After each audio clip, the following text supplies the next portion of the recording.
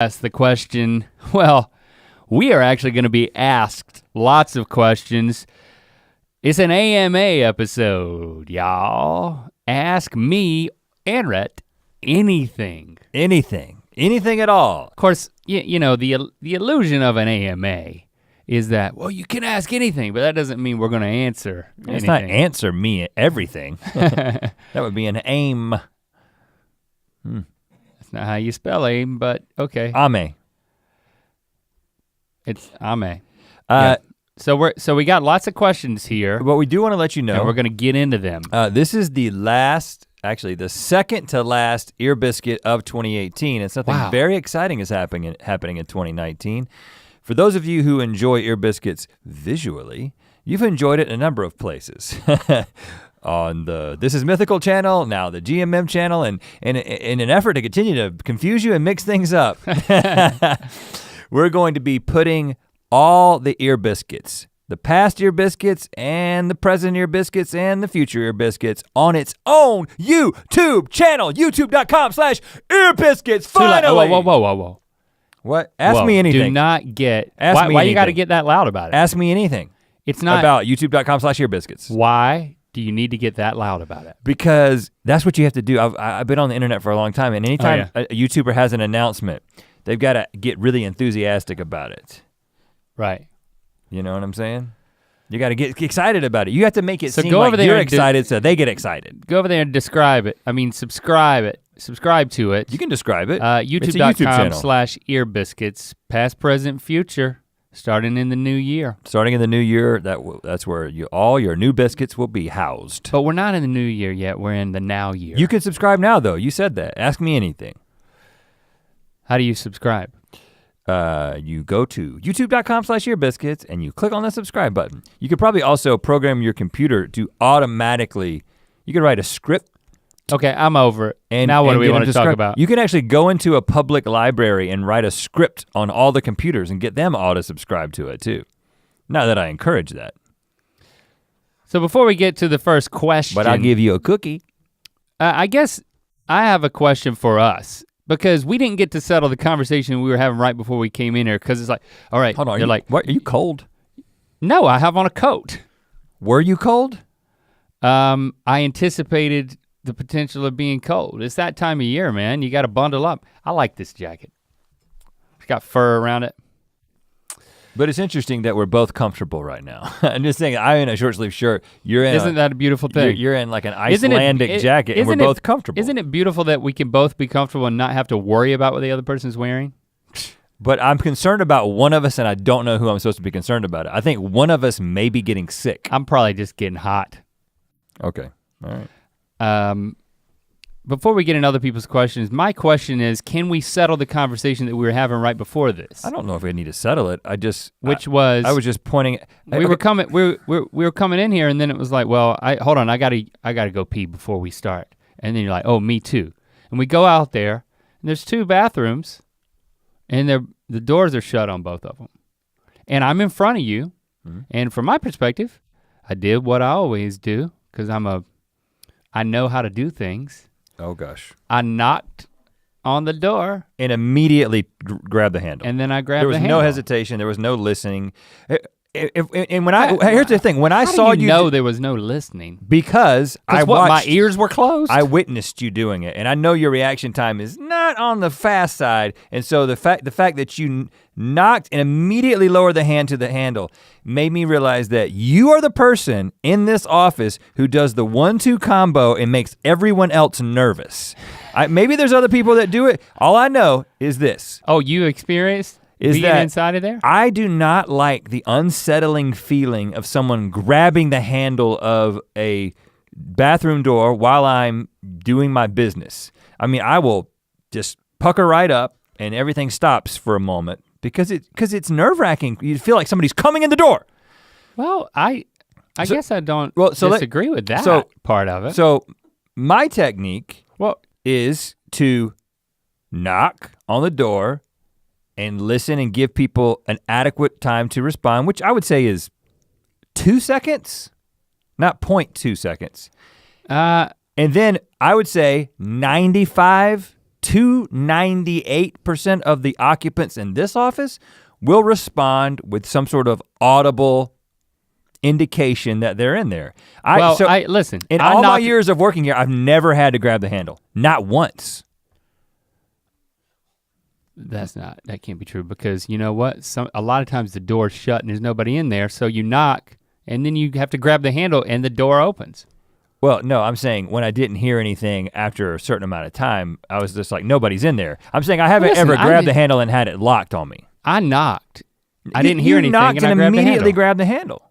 Immediately, it was like, in fact, you know what? It could have been the two hands. You may have knocked with one hand and grabbed with the other hand. It almost sounded simultaneous. You are undermining. See, if you think that I possibly could have been two-handing it. How quickly? That was just, that's patently false. It was this quick. It was, okay, I'm gonna make the noise of the handle with my mouth. It was. Well, no, it wasn't. I think what happened was that quick. I grabbed the handle, but I didn't push. I was ready.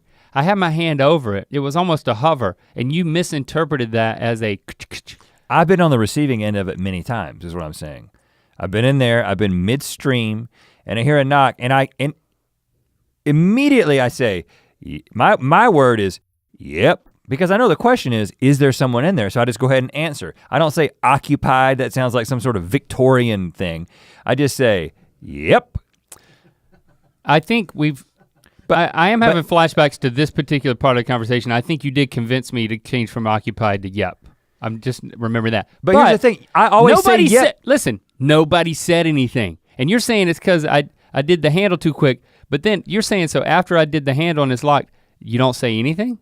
No, I'm saying if you had to give an nobody said anything. Yeah, because you grabbed the handle. At that point, they're just trying to get in and they're like, well, I guess the lock's gonna do my business now. And then you just shut up because you're nervous because you think maybe somebody's breaking in on you. Well, no, now I think that the door's locked, but nobody's in there. I'm just saying. That happens at my house all the time. I don't know how my kids do it, but and maybe that's what ruined it for me. I'm just saying. They'll lock no one in the bathroom and then nobody can get in. I've been there before. But that happened just out there. I'm just saying, I don't know how it is for you. You don't know because no one else does this. We should have asked. We should have waited for the person to come out and we should have asked them about their experience. And here's another thing. That would have settled it. Here's another thing. Instead of us, sometimes people don't. Me having to endure this hold on. Prosecution. I don't think you have a leg to stand on because sometimes the door doesn't completely shut. Sometimes people forget to lock. And at that point, you've got full exposure. I did knock. Yeah, all that's in question is how long I waited. You knocked. And that's to me, open to interpretation. I feel like it's one of those situations where it's like a word that used to be two words but became one word over time. Like your knock and twist is one action at this point. It's a knock and twist. My response to a knock is very quick. It's a knock and twist. It's all one word. I'm immediately ready if somebody knocks to say, yep. But when you are peeing or pooping, you're focused on that. And when somebody knocks, I gotta say, a lot of your brain is currently committed to just hitting the toilet properly. Fine, I'll knock twice. You need a second and a half to say, yep. You gotta. I'm gonna knock 5 times from now on. It's not the number of times you knock. 1, 2, 3, it's 4, the number 5. of time. No, because then you're not gonna be able to hear when they say anything. It's the amount of time you wait. You gotta give it 3 seconds. Just give it 3 seconds. Because listen, I'll tell you what happened to me. At this bathroom, 1, the same 2, exact 1, bathroom 3, that you knocked on.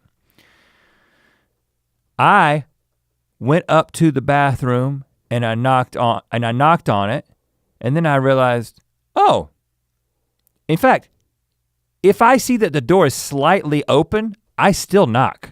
I'm that respectful of somebody's private space. So I knocked and I was like, oh, the door's open. I pushed it open.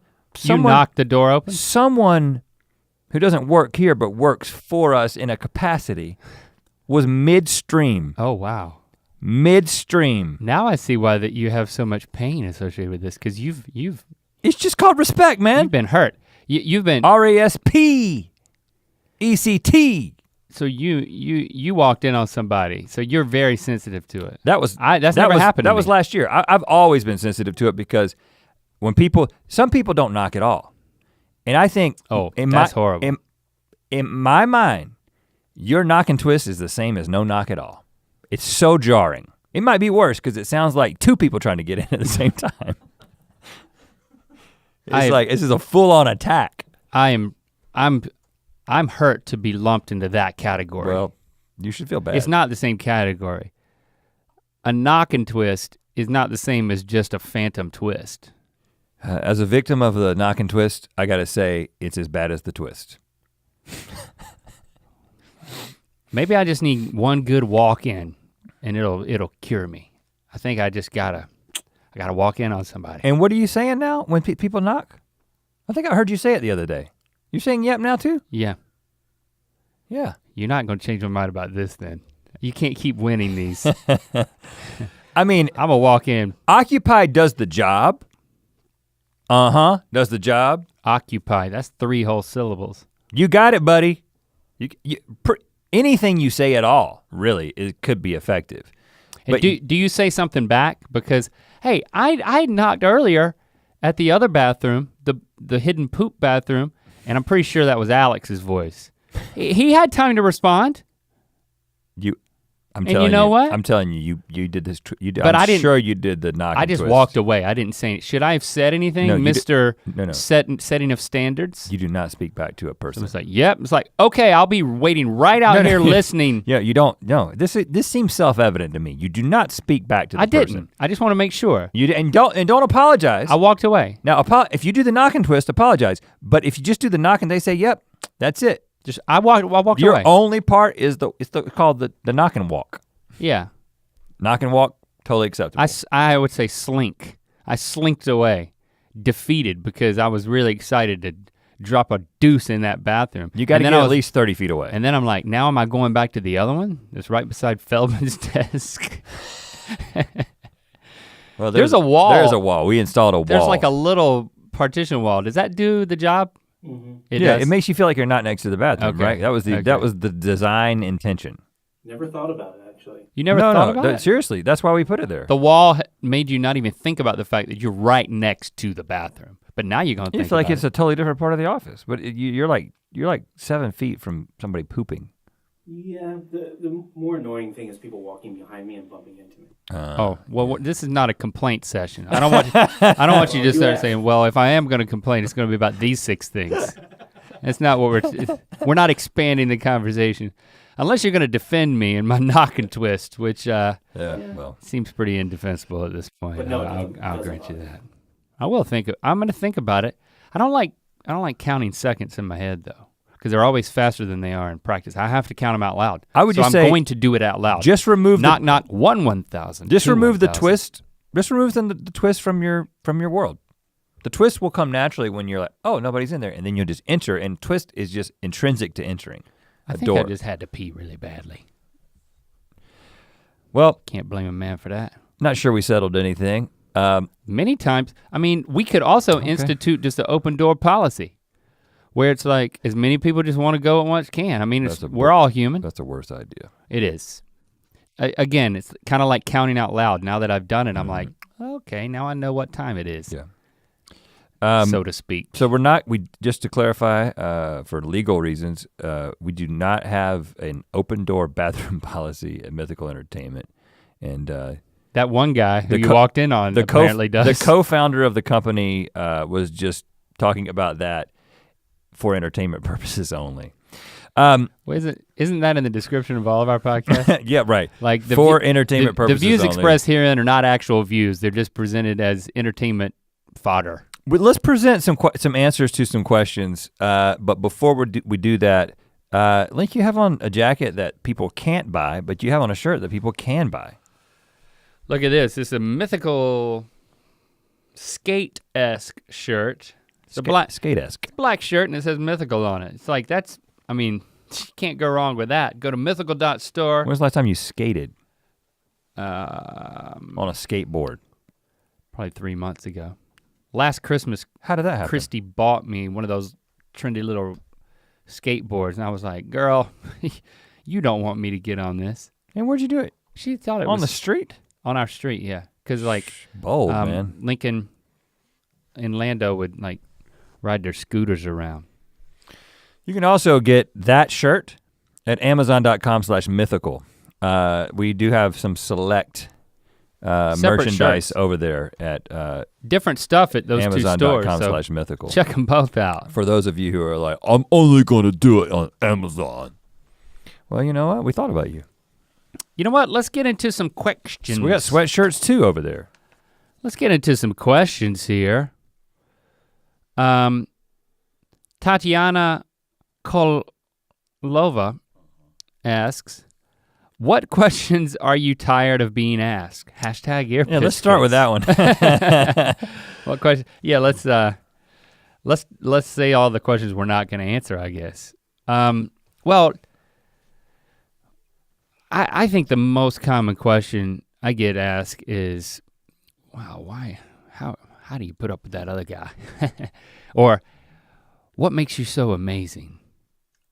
Right, so tired. How are you so amazing is probably how I should have phrased that. No, it's, what's the grossest thing you guys have ever eaten on GMM?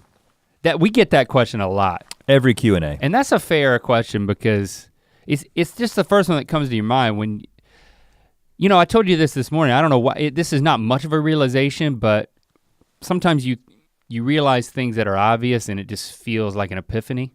At least I do that all the time. I think you just described your life. I just realized something that's been obvious to everybody else.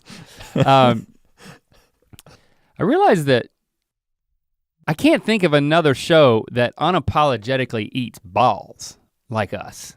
It's like, that's what's happened to our show. It's like, Andrew, I always called him Zimmerman, but that's not it. Canceled, he's gone. Bizarre Foods is gone.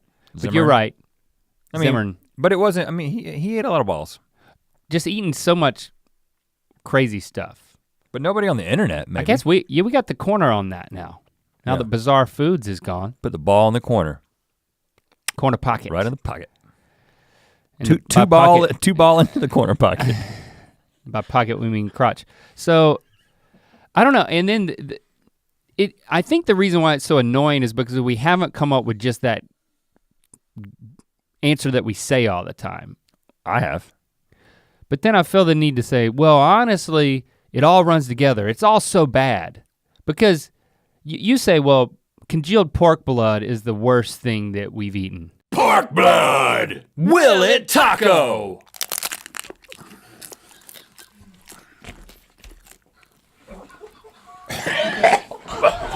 But I don't even know.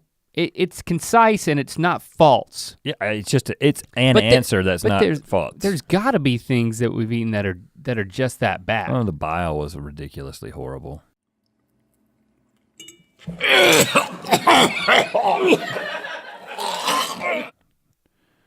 Again, I don't even want to answer this question. We're answering it. But the reason we're so tired of answering it. But I think the reason why we're tired of answering it is because it's not a fun or funny answer. And we get it all the time. So it's the 1-2 punch of we get it all the time and it's not a great response. It's kind of like telling the story of how we met. Well, we turned that into a song and then it became something that was like, okay, now we can keep telling this story. On the first day of first grade. Well, the other question that we get asked almost as much, and I actually think it's my even more least favorite question than what you just said because I don't have an answer for it. I don't know what this is gonna be. What's your favorite episode of Good Mythical Morning? Oh, your favorite episode. Again, that's when I always answer, you know, to be honest with you, they all kind of run together. I mean, like, people who watch the show remember the show better than we do, and remember specific details of the show better than we do. But I did recently answer that question that just because it just seemed like a good answer at the time, that the Post Malone. I said a hip hop, the bitsy spider went down the water spit spout. Because it seemed like a good answer at the time. Because again, I don't really know. It's like there's a lot of episodes that I like had a blast doing. I always said the next one. But Post Malone, that was one that is super, it may be the most memorable one. The one that makes me feel the coolest. Yeah, but we were kind of stressed out. It's like, you know, it was a stressful environment with the musical exercise we were doing. So it was like. Yeah, I was rapping in front of Post Malone, rapping like Post Malone in front of Post Malone. At the time. A little nerve wracking. I would say, so I don't know, it wasn't but as an episode, but maybe not as an experience at the time. Here we go, answering questions that we're tired of. You got any other ones? You wanna, let's move on. This is a question. How tall are you before we move on? I'm just curious. No one's ever asked that. Thanks for asking. Oh, how tall are you? 5'19". See, you came up, you have the cute answer. It's like, with the question you get all the time, you should have a cute answer and you should just move on. Right, 5'19". And that's why we hate those other two, because we don't have a cute answer. Let's come up with cute answers. So this, believe it or not, it's a question that we're asked a lot. Might as well answer it. This is from Allie Dickinson. This came from two different people in two different ways. Allie Dickinson asked, what is the one thing you would tell young Rhett and Link if given the chance?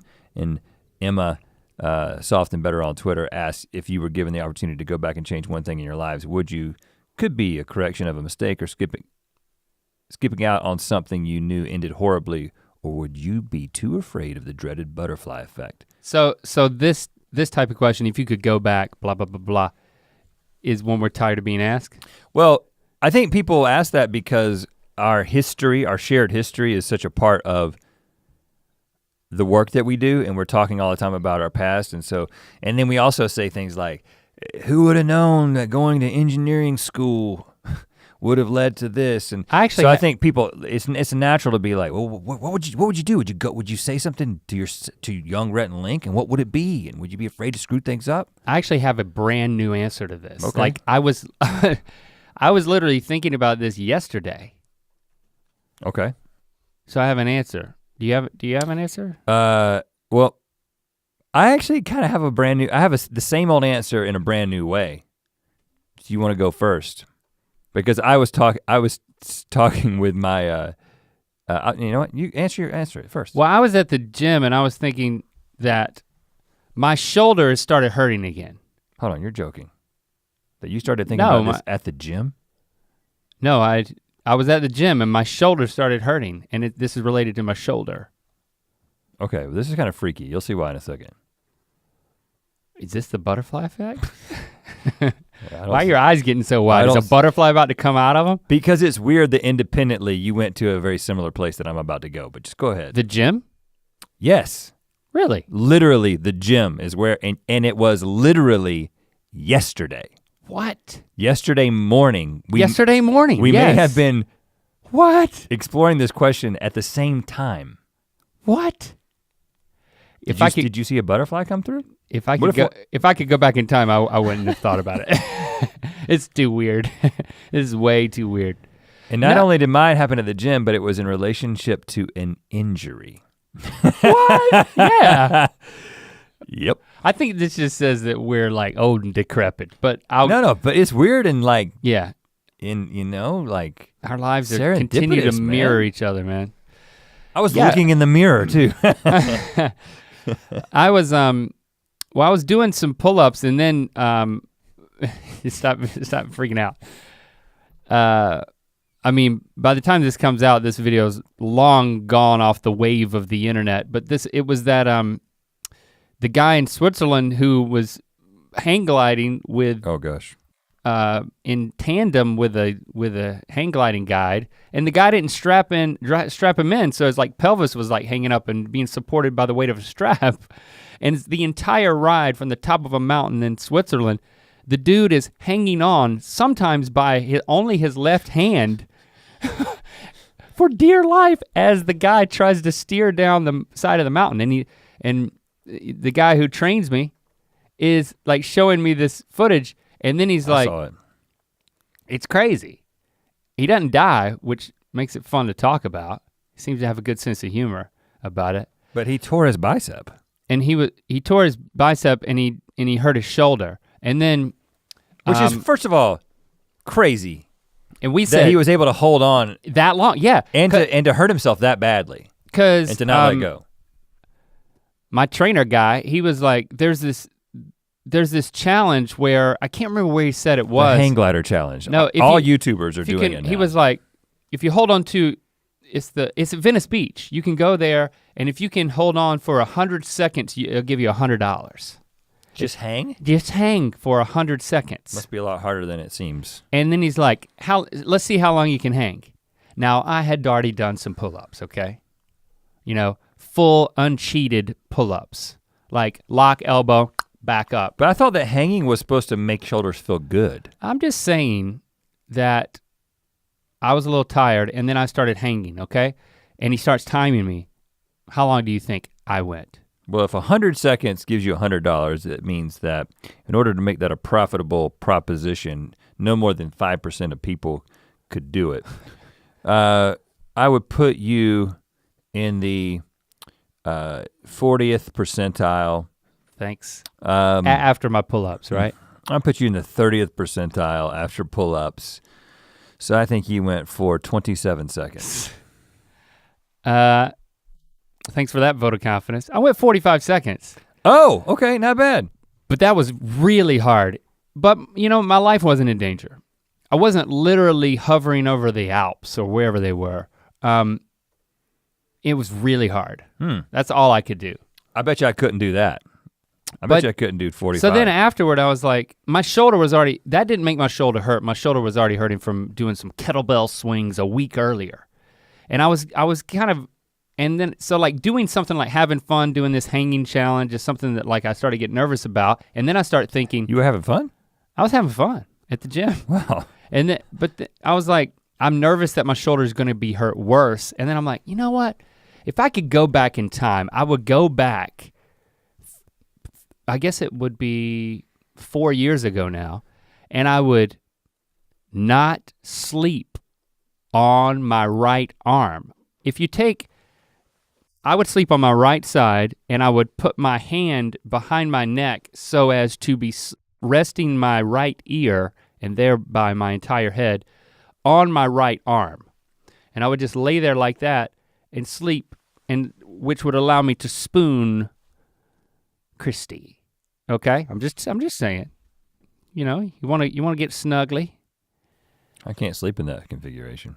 Well, I did it for at least for years. I did it for years. I will say though that your shoulder issue was a college thing as well. I remember like on the bench press, it would sometimes be like, oh, it popped out. Yeah, it was kind of weak. So it started pretty early. Well, my physical therapist, because I went to physical therapy, this is what actually ironically got me to start going to the gym consistently, was on the backside of I went to the doctor for my shoulder. He sent me to physical therapy, which made the pain go away. But what they explained in physical therapy was you need to keep doing these exercises forever. And so then I started going to the gym. Until you die. But he also explained that like the way that I would put my arm up like that, it's basically like if you were to raise your hand right now and then picture the two bones coming together in your shoulder and rubbing against each other and then being in traction. And after that grinding, it wore down the cartilage and cushiony stuff, and now that stuff doesn't grow back. So now if I don't stem cells, man, they can make it grow back.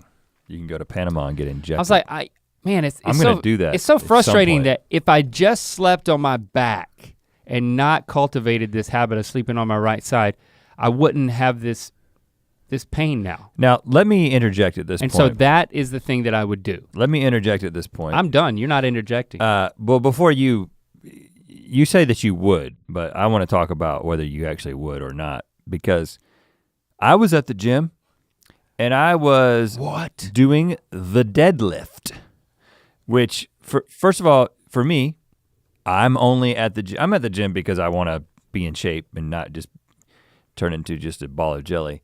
But I am also primarily the things that I do at the gym are intended to strengthen my back. And let me just say right now, my back is in better shape than it has been probably since college. Maybe since high school. Like it is in really good shape. It could all fall apart at any moment if I twist the wrong way, but it's a lot stronger. And so my trainer has been like working on introducing more exercises, and of course, the deadlift is something that you could get really wrong really easily, and it could cause a lot of damage. Yeah. And as I was doing it, and I don't put hardly any weight on there, it's just like, it's the rack and then like a wheel on each side. So like 100 pounds or something. It's like, it's just basically to just get the motion right. I'm not doing a lot. Okay.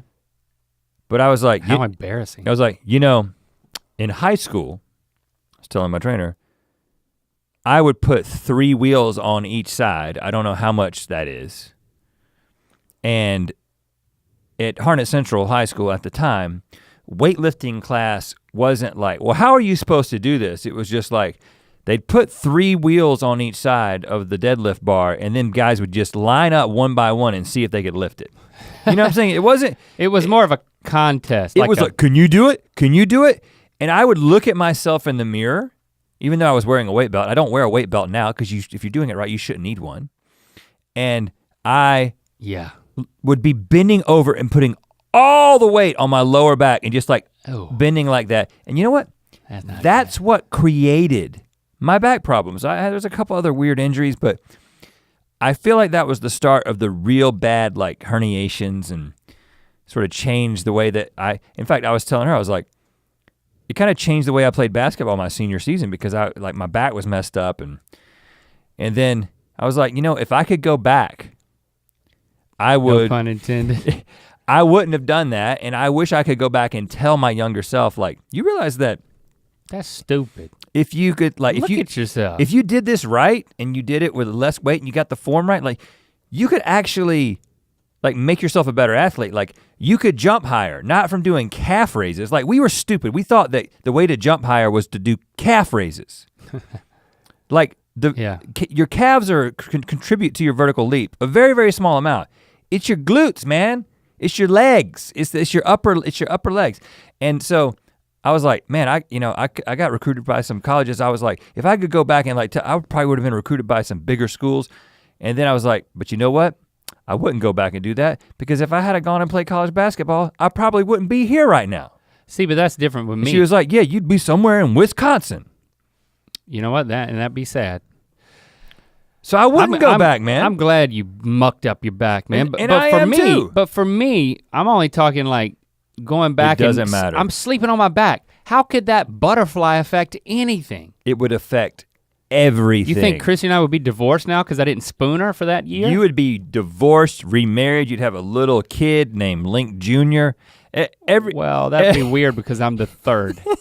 I know, that's how weird it would be. You'd have a Link Jr. And I'd have my dad? Yeah, and your whole life would be different if you slept on your back 5 years ago, man. No, everything would be different. I don't believe in the butterfly effect when it applies to sleeping position, and I just want to stop and tell all of you now. You do not sleep. Don't sleep with a contorted arm. Use common sense.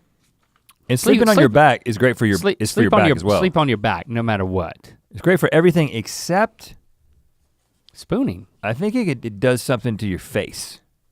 I think it like stretches your face or something. Stretches your face. I don't know, maybe it does. Okay. We certainly spent a lot of time on that question that we didn't want to answer. Like we want to answer. Jack Birch asks. Thank you, Emma and Allie. If you could place yourself in any fictional universe or movie, which would you pick and why? Oh, okay. Just knee-jerk response to this for me is Middle Earth, man. I mean, and I thought specifically like where the wood elves lived. They're the ones that, I haven't watched it in a long time, but they're the ones who I believe came out of, it was, they were more mysterious in the woods. They were the ones that didn't make the trek to the new land and they just kind of hunkered down where they ended up. And I think they played more into the Hobbit stories, which chronologically came earlier, but then it's not the Middle Earth that is so special to me from the, well, they got Toriel in them, which she's not even in the books. I do like Evangeline, whatever her name, Lily though. I do like her. Really? Yeah, I watched the first half of Ant-Man 2 on the plane. What happened to the second half? Oh, well, the plane landed. You gotta time it better than that. I never Just went like back. you time your knock and twist, you gotta time your plane movies. You gotta look at the flight time, do the math. It's kind of, I kind of think in my brain it's like the Ewok village. So I guess what I'm really saying is I'd like to live in the Ewok village if that were within Middle Earth with elves. Because it's hard to communicate with those Ewoks. But the elves are like, they speak calmly and the good warriors. Here's the thing, you can't pick a place because I would be like, oh, I'd like to live in Rivendell, but this is the entire fictional universe. This is the entire movie. The entire world there. And I'd probably end up in Hobbiton, just eating and gardening. That's a great answer. Thank you, Rhett. I actually disagree with it though, and this is gonna be controversial, and it actually leads into another question that we were asked, okay? Because I feel like I have to have a lot of qualifiers here. Because I, as opposed to Middle Earth, would pick Narnia, okay? And the reason I would pick Narnia is because I think ultimately it's more fun and more rewarding and much less what do you mean more dangerous. Fun? What do you mean more fun? Let's start there, because the evil Middle Earth is very evil. The evil in Narnia is significantly less threatening than the evil in Middle Earth. So you're living in a kid's world, I think is what you're really saying. But I also think that Narnia, the thing that always intrigued me about those books, and they kind of remain like my favorite, even though clearly Fellowship of the Ring is a better series, but it's not for kids. It's more young adult and adult, whereas Narnia is clearly for young kids. But I enjoyed it first as like a single digit age. I don't know what I was, but the first time I read them. And the accessibility, but also the way they related the real world to the imaginative world of Narnia, and the ability to like, there is a wardrobe that you can go through. Like there are these places that you can enter into the world. So it created this, I had this imagination. You had an imagination? I would be out in the woods. That's cool. And I would see like a tree with like a hole. You like the portal. And I was like, okay, maybe this is Narnia. Like maybe this is the time. I'm gonna go up to this and I'm gonna stick my head in this hole in this tree. Well, that's how you exit Narnia. You should have been looking for a wardrobe. No, but you can get in there multiple ways. And I figured that in my world, okay, not England, but the US, modern day, maybe there were other ways into Narnia.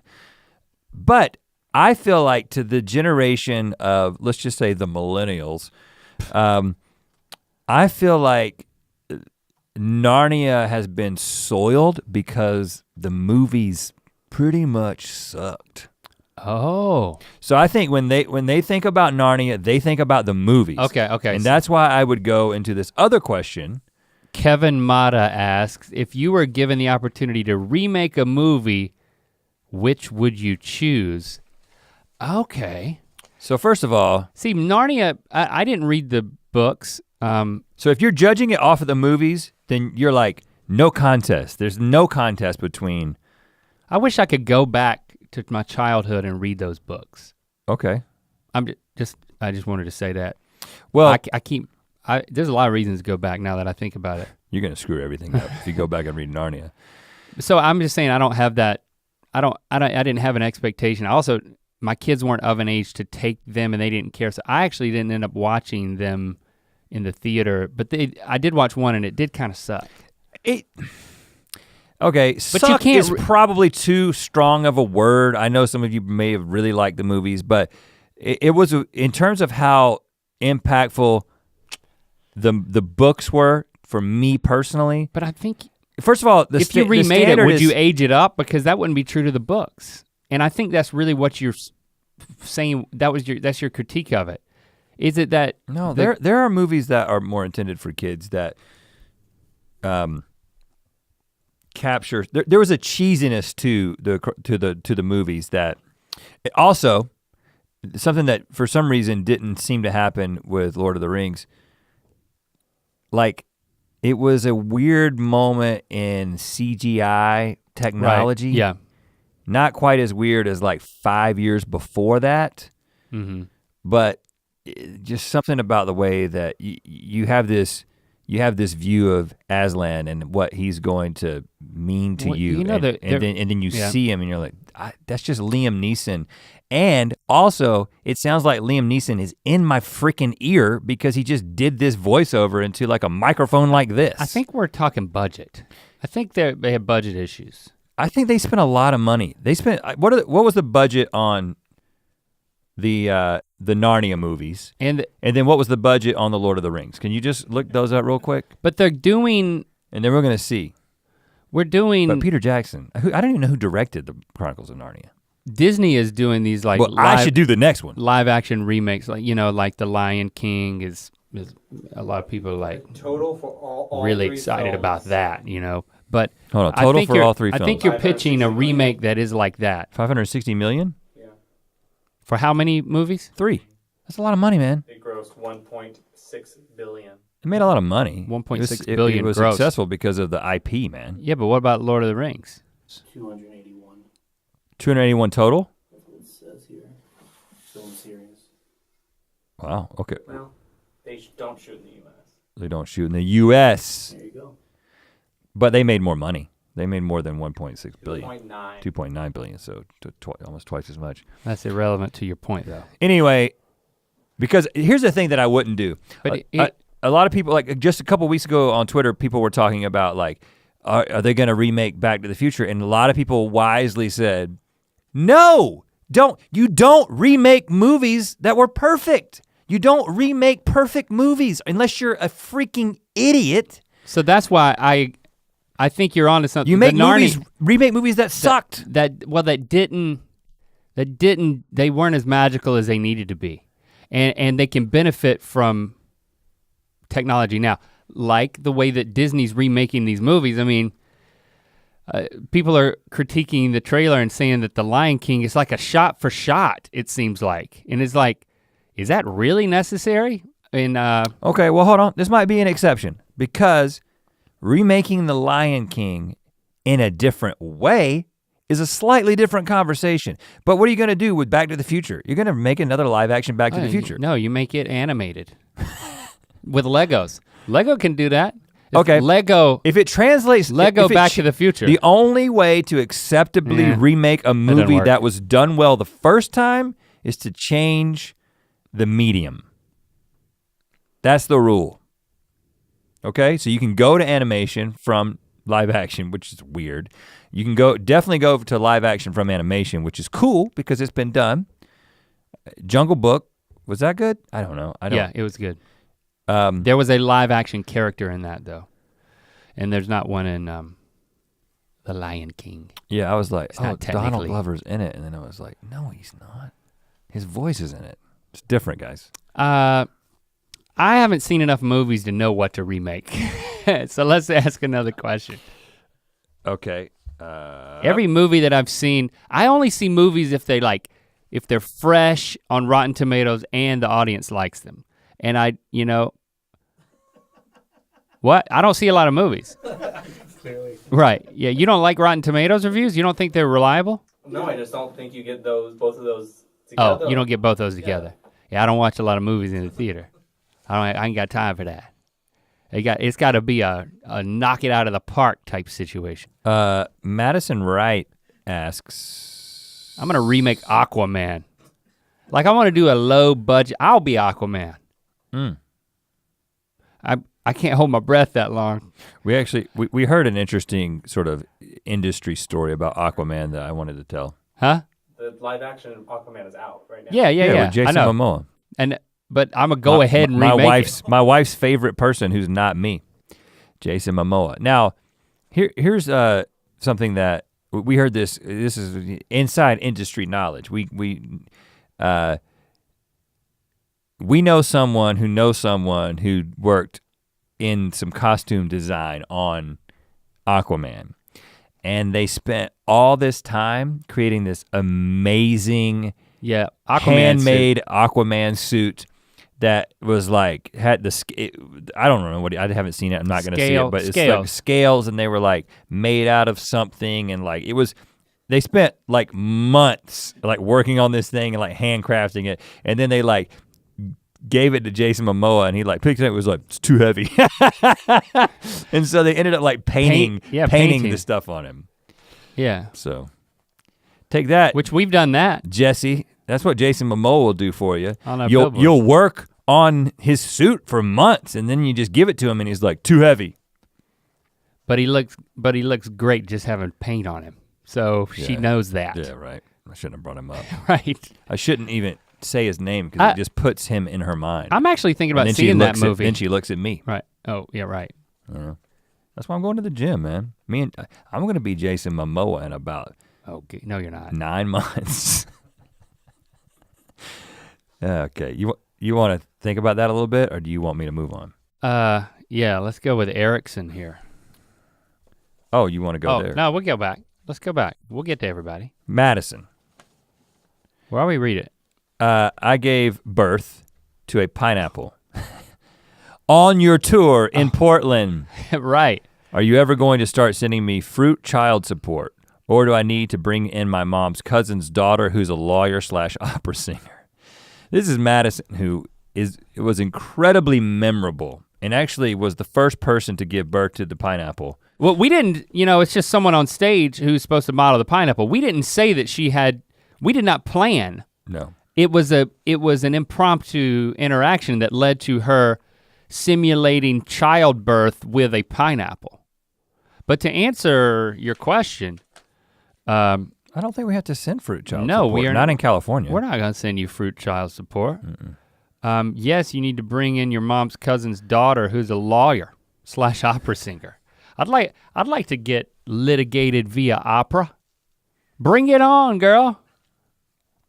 But Madison. And can you dress as Aquaman? Yeah, there's a suit available. It's very heavy though. Madison was very memorable. And I think I remember after she did that, she sat back down and I remember saying something like, we might have an opening at Mythical Entertainment for you because she was so funny in the moment. So really that's what she should have asked is, where do I send my resume? But she didn't. She chose to threaten litigation and right. Look at her now. She's getting belittled in a podcast. Now we can get to Erickson. Because I didn't want to. Okay, go ahead. Ray Lee Erickson asks, do you think cannibalism would solve world hunger and population control? Oh gosh, that is a morbid thought, Ray Lee. If people ate each other, they would not be as hungry. True. So that's true. And then the people who they ate, I assume would die. Well, hold on, because there's 3 forms of cannibalism, okay? And I don't know the technical terms. The first form is like the movie Alive about the soccer team that gets stranded in the Alps. Mm-hmm. That is eating your friends after they've already died. That is a form of cannibalism. In order to survive, yes. And in my mind, that is acceptable. Second form of cannibalism is killing and consuming someone. In my mind, that is not acceptable. That's murder. And the third form of cannibalism is voluntary, non-fatal cannibalism, where you cut off part of your body and feed it to a group of people, but don't die. Ew. And now this is the most interesting form of cannibalism in my mind. Well, let's camp out here, shall we? Okay. So you're slicing off. You're like at a wedding reception. You're like got your leg up on the table like a ham hock. Yeah. Like a prime rib, and you're just slicing your. Oh God. Well, it would have been surgically removed in a sterile environment. You would be okay, and then you would present it, and you'd be like, "This week." No, okay. So we all don't die. We're eating my leg. Now let's not. Whether you eat your own self, no, hold on. I don't know. I haven't thought that. You wouldn't remove your whole leg. You would just remove like a calf muscle, like just part of the muscle. Like a jerky. It would be like a jerky. You'd remove part of the muscle that would then regenerate like a lizard's tail. Muscle doesn't regenerate in that way, but you can build it up and maybe get close to the mass. You're right. It doesn't regenerate though. But you can. That's why it's not a renewable resource. So that's why this is a bad idea. I mean, I got glutes for days. I've been doing lots of deadlifts. So I feel like you could take a scoop of my glute out and be like, it's glute scoops tonight. But I do think we should glute scoops. That's not gonna work. Are those meatballs? No, they're glute scoops. It's not gonna work. Hold on, why don't you think this is gonna work? Because it's not renewable. But farming lizards and then removing their tails for consumption could help with global impoverishment. Hunger.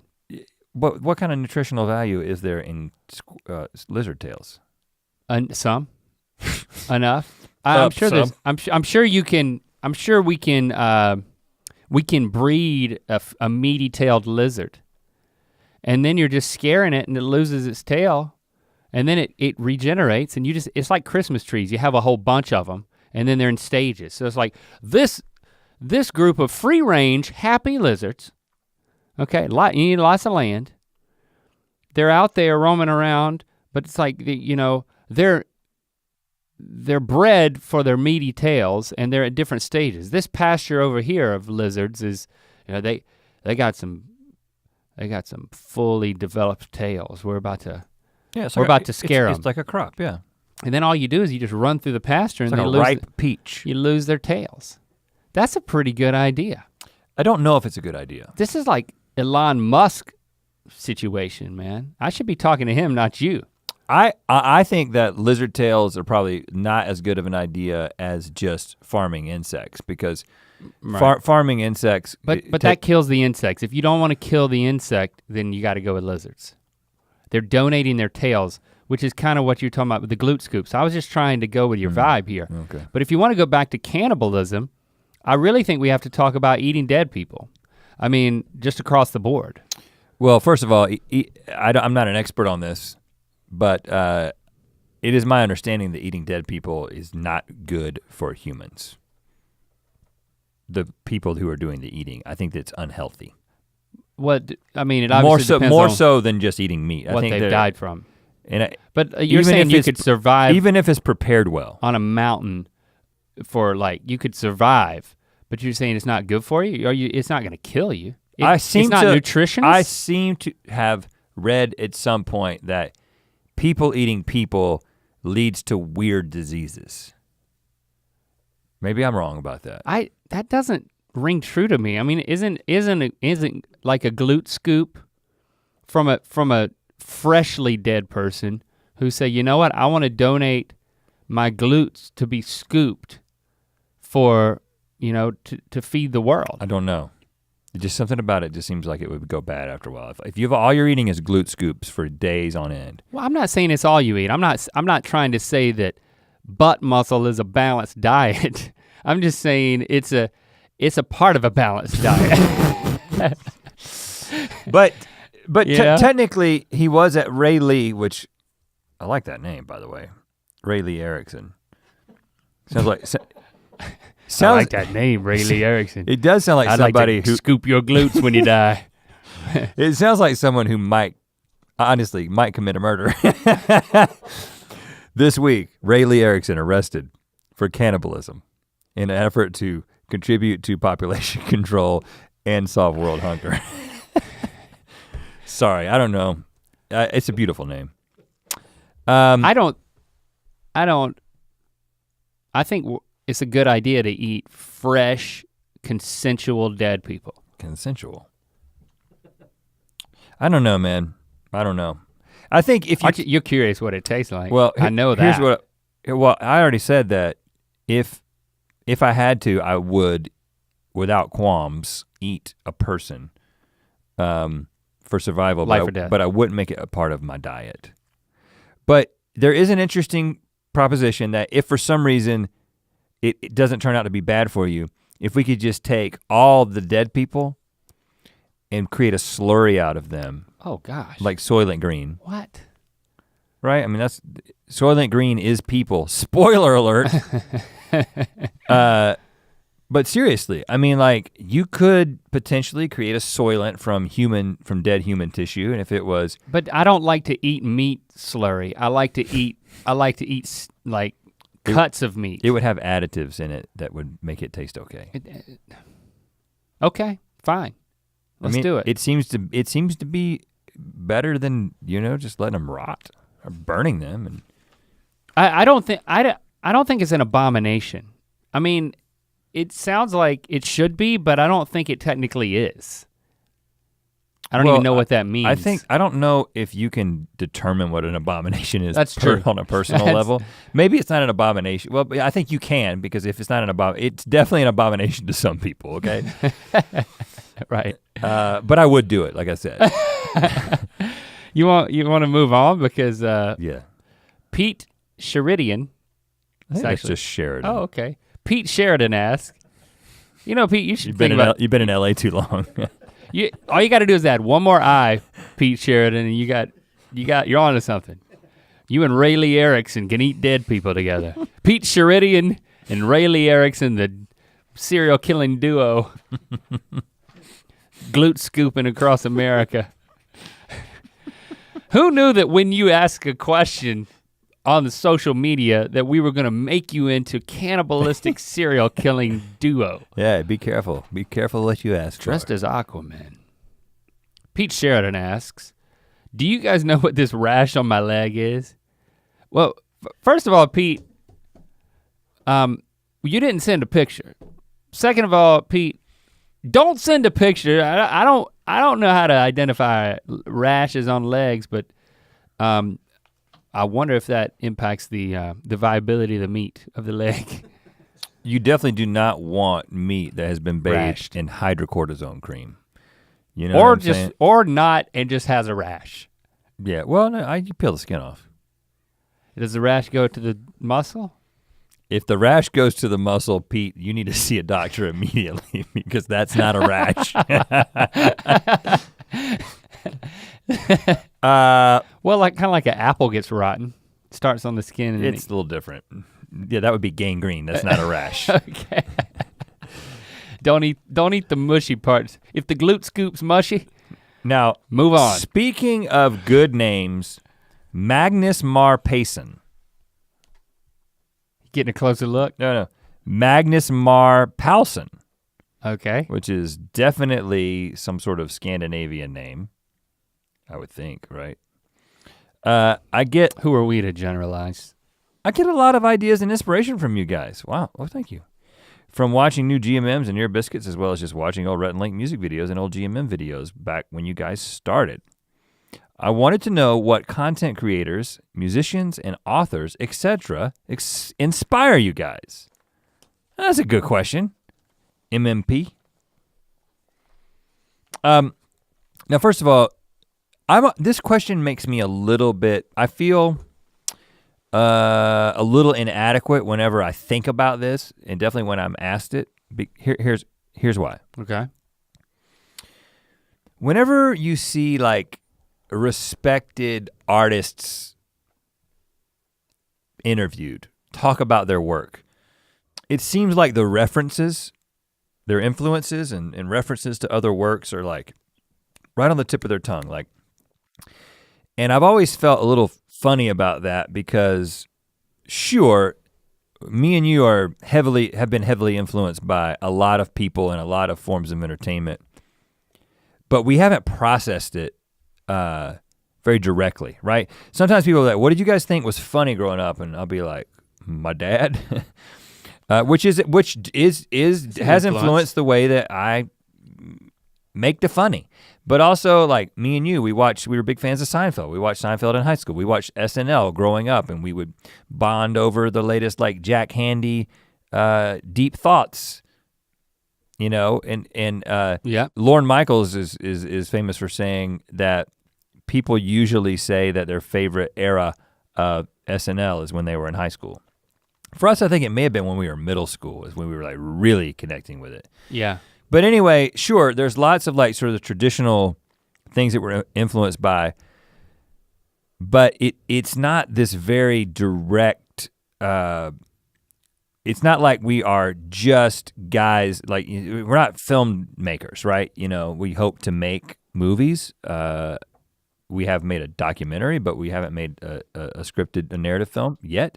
But when we sit down to do that, it's not like we're a film director who's like, well, these are my favorite visual influences. These are the DPs that I like. These are the directors that I like. This is the style that I like, and this is the way that I'm gonna kind of take these pieces and then create my derivative yet original approach to this thing. And it's just that's not how we don't think that way directly. I think we think that way it sort of inherently. Actually, I have a list. Oh, good, go for it. Say your list. Just joking. Yeah, I relate to that, but I did come up with somebody, and I do think if you look at a particular medium, and then we really think about it, we can say who inspired us, okay? So if you think about music, or if you think about our favorite films, or our favorite television shows, we can trace, or the internet, we can trace the things that inspire us to be creative. It just requires a little work that maybe we haven't done. But an answer did come to my mind, which is related to what I'm saying, that the fact that we have aspirations in so many of these different genres. Like, you know, we wanna music, live performance, movies, television, internet, books. We wanna do all these things. Like, even, it's just exciting to be creative in all the different mediums, which made me think that I'm really inspired by Donald Glover because of the way that he's done all of those things. And refused to really be or pigeonholed as any particular. Yeah, like. In any particular genre or medium. I mean, that last album is one of my favorites. You know, I can pick out his musical influences. The most recent or the previous? Awaken My Love, which is, I mean, he's only released singles. Yeah, he's just done but singles then, since then. You know, and then the way that Atlanta is so, it's so creative, and it's a comedy, but it's so many more things than that, and each episode is an opportunity to reinvent what the show is. You know, there's lots of, it's just, I love the way he approaches his live shows. And he makes them so special for the people who go there, and they're events. They're not just a concert. And again, he just has that mentality. He's working on some movie with Rihanna. Yeah, Jealous Much. That's pretty inspiring. Yeah, and you know what? So just that mentality of I have an idea to do this type of thing in this medium. A lot of people don't know. A lot of people don't know. Well, you probably know if you're listening to this, but he started on YouTube. He was right in Derek Comedy, which I guess that channel still exists, but it was him and some of his friends just making sketches. Mm-hmm. You know, some people who were back making sketches on YouTube back in the day are still on YouTube. Other people are Donald Glover. But we have a tremendous opportunity, given the way that we've been successful, to then say, hey, we do wanna write a book, or we do wanna do a stage show, and then we can actually do it, you know? So I'm very much inspired by the creative terms with which he goes into something, and the way that he brings his fans along with him. I may have talked about that before. So, I mean, that's always inspiring. So I think that's my answer, at least for right now. That's a good answer. If I could go back in time, I'd probably come up with even more answers. But the interesting thing is that you're inspired by him in a similar way that now I'm thinking of someone who inspires me in a similar way. But it's not as direct of an inspiration. So in other words, we want to do a lot of things, and we want to do them all in an excellent way. Yeah. And Donald Glover is this sort of impossible standard that we can always sort of aspire to and never reach, but hopefully get better as we try to. But there's nothing in particular about any of the stuff that he does which is going to be like, we're not gonna make like a funk album, whatever, you know. By the way, did I tell you? Unless you want to. Did we tell him that I met him? Yeah, I think we told the story about meeting him at a local place. I personally thought that walking around a park, you should have gone up to him with your son Lando and said, my son's name is Lando, can I get a picture with you? And it would have been like a really cool thing. I didn't need it to be for anybody else but me. But I didn't need to share it with. But as we've established before, you went up to John C. Reilly while he was eating with his friends in a restaurant. That was so you're not above going up to celebrities. Well, I've changed. But again, but it's not specific works, but somebody whose career inspires me, and is inspiring me right now, because I tend to be like influenced by things as I'm kind of exploring them. The Duplass brothers, Mark and Jay Duplass, they've got a book that I'm listening to. It's like a short audio book. It's like 7 hours. And it's called Like Brothers. But they are brothers. And they are brothers. Interesting, isn't it?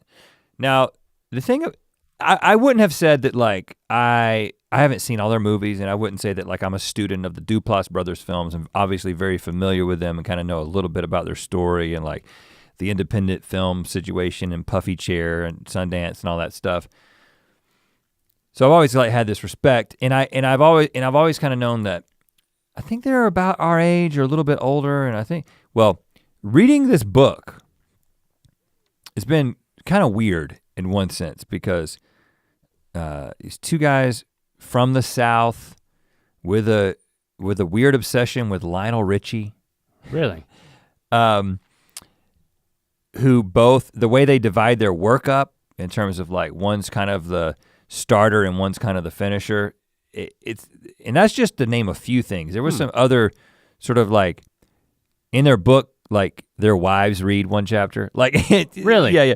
And then their book is sort of like a compendium of unsolicited advice, but they actually had the wherewithal to use the term unsolicited advice when they gave it. We just gave it. And then like stories from their past and how their relationship works and that kind of thing is the way they communicate. And anyway, I told you that you should be listening to it. You should at some point. You should be listening to it as well. While you're listening to this, you should go listen to that Duplass Brothers book. But anyway, the thing that's super inspiring about them is just this, you listen to somebody's story about, I think the thing that they sort of represent is sticking to artistic intention and not compromising too much. Because the other thing that they are is they're not like, and they say it multiple times in the book, but they're not these very precious like artists who have this vision that cannot be compromised.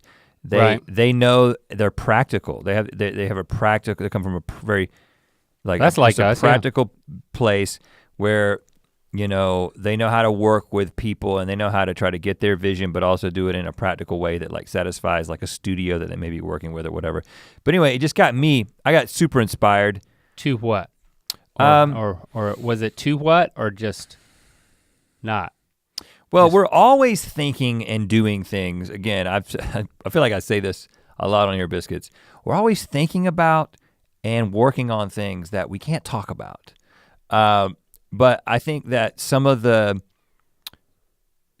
things that they talked about in terms of like establishing it, let's put it this way, it made me feel really good about some things that we're working on in terms of like things that kind of pull from your personal experience.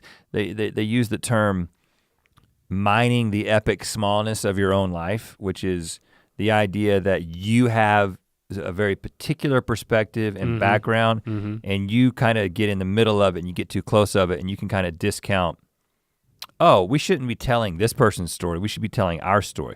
Now they tell a bunch of different stories, but they're always telling it kind of through the perspective of what they know and how they see the world. And I always get excited about telling stories and what we're going to do with that as our career advances. So anyway, well, that's a good book recommendation. Yeah, right? There you go.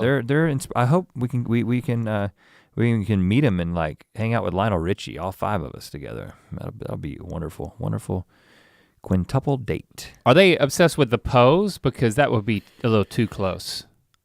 There's no reference to the pose, okay, here they had a band together. So of course, so they were a band together, and they sang Lionel covers, which I actually don't think we ever sang a Lionel cover. That's different. Yeah, we were too cool for that. No, we just weren't good enough. Well, that brings our AMA to a close, but you know what? I think we have one more answer. You inspire us. Oh, wow. By listening. Yes. Boy, it's nothing quite as inspiring as giving us attention.